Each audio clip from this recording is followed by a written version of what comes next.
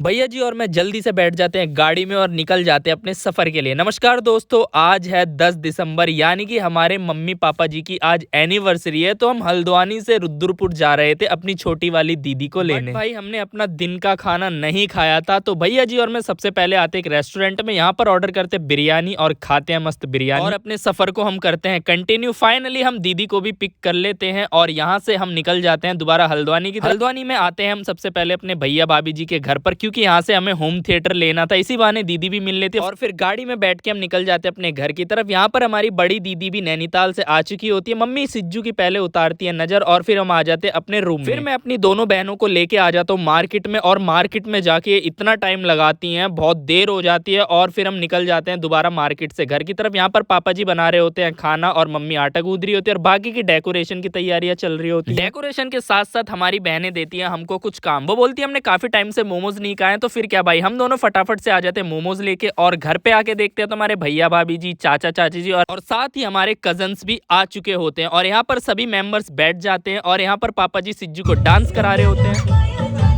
फिर हो जाता है केक कटने का टाइम। तो यहाँ पर मम्मी जी साड़ी पहन के रेडी हो चुकी होती है। इतने में ही मैं छत पे आके देखता हूँ तो यहाँ पर हमारी दीदी जी, बुआ जी यहाँ पर मोमोज खा रही होते हैं। फिर क्या, मैं भी शुरू हो जाता हूँ। फाइनली फिर केक कटने का टाइम आ चुका होता है। तो यहाँ पर हमारे पास कोई बड़ा स्टूल नहीं था, तो हम दो स्टूल को एक स्टूल करके उसके ऊपर केक रखने वाले थे, क्योंकि भाई यहाँ पर जो हमारा घर है उसमें केवल हमारे पास एक ही रूम है और बाकी के रूम यहाँ पर रेंट पर है। केक कटने के टाइम पर हम यहाँ पर कर देते हैं बहुत ज्यादा कॉमेडी, तो यहाँ पर सब लोग हंसने लगते हैं। हंसते हंसते भाई लोग हो जाता है पेट में दर्द। फिर यहाँ पर दीदी मम्मी पापा के पिठिया यानी कि टीका लगाती है और यहाँ पर मम्मी पापा जी काट रहे होते हैं केक। केक कटने से पहले ही सभी लोग हैप्पी एनिवर्सरी चिल्लाने लगते हैं और यहाँ पर मम्मी पापा जी कैंडल्स बुझाना ही भूल जाते हैं। केक कटने के बाद मम्मी पापा जी एक दूसरे को केक खिलाते हैं। फिर आते हैं सबसे पहले हमारी बड़ी दीदी और जीजू जी। इनके केक खिलाने के स्टाइल को देख के हमें हंसी आ जाती है। फिर आती है हमारी छोटी दीदी, फिर आते हैं हमारे चाचा जी और चाची जी। फिर मम्मी पापा चाचा चाची जी को खिलाते अपने हाथों से केक। फिर आती है किट्टो और यहाँ पर केक खिलाते टाइम फोटोशूट चल रहे थे, तो यहाँ पर भाई कॉमेडी का ठिकाना ही नहीं। हमारे मामा जी हमारे पापा जी को फूल पकड़ा रहे थे लेकिन दे नहीं रहे थे। फाइनली मामा जी और बुआ जी यहाँ पर आ ही जाते हैं। फिर यहाँ पर आते हैं हमारे नाना जी, उसके बाद हमारे ताऊ जी के लड़के यानी कि हमारे भैया जी के सास ससुर जी यहाँ पर आए हुए होते हैं। फिर बारी आती है मेरी, तो भाई मेरी कोई वीडियो बना ही नहीं पाता। फिर मेरे कजन्स लोग आते हैं और फाइनली यहाँ पर केक डिस्ट्रीब्यूशन का टाइम स्टार्ट हो जाता है। साथ ही यहाँ पर बच्चे लोग भाई पहाड़ी गाने पे क्या मस्त डांस कर रहे होते हैं।